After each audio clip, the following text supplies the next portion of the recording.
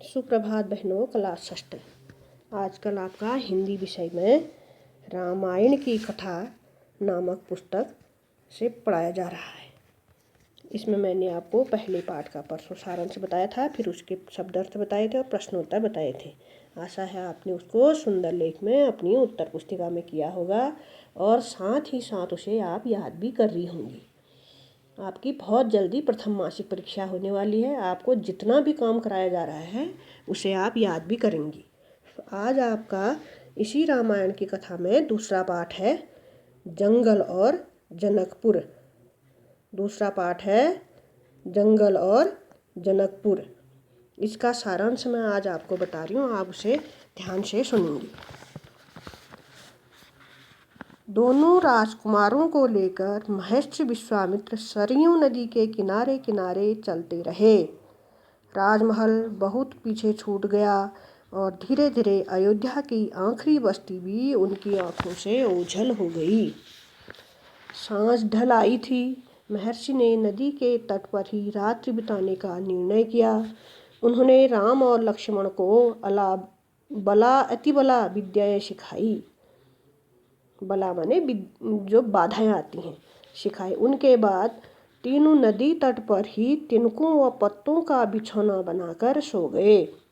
अगली सुबह फिर यात्रा शुरू हो गई।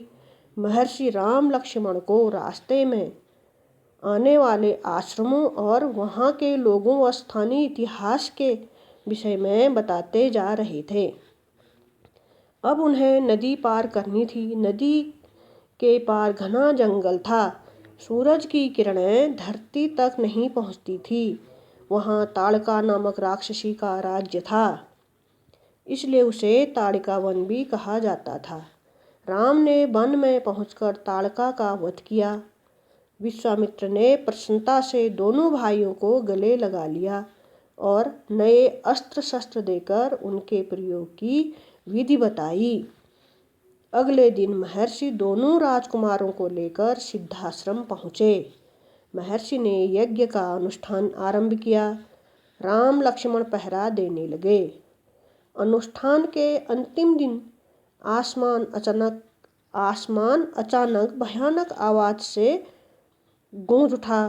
ताड़का के पुत्र मारीच और सुबाहु ने राक्षसों की सेना के साथ आश्रम पर धावा बोल दिया, परंतु राम लक्ष्मण ने बड़ी वीरता पूर्वक उनका सामना किया और सुबाहु व अनेक राक्षसों को मार गिराया।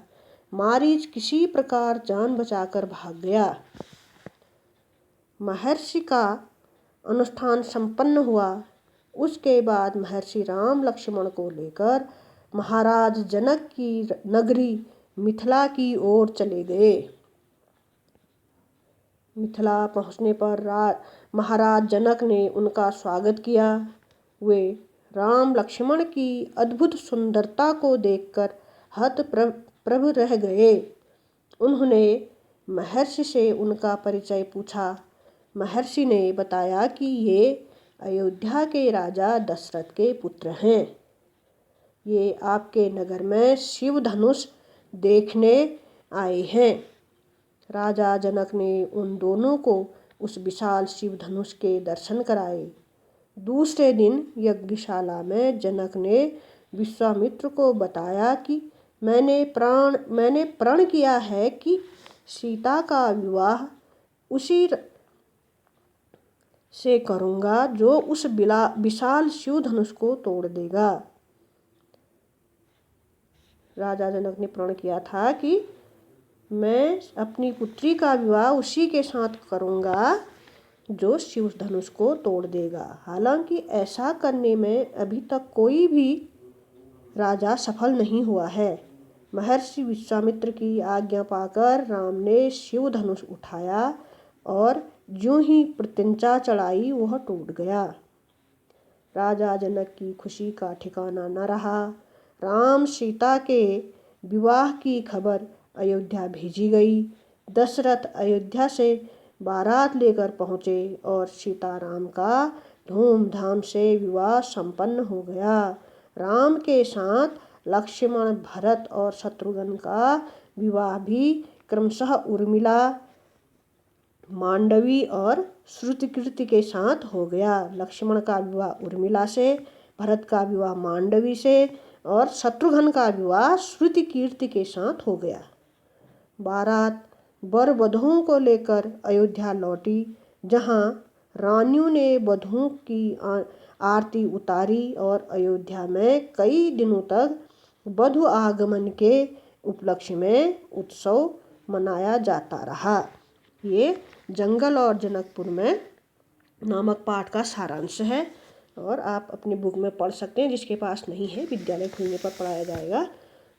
आज इतना ही है। मैं कल इसके आपको कठिन शब्द बताऊंगी और इस कहानी को आप 2-3 बार सुनेंगी।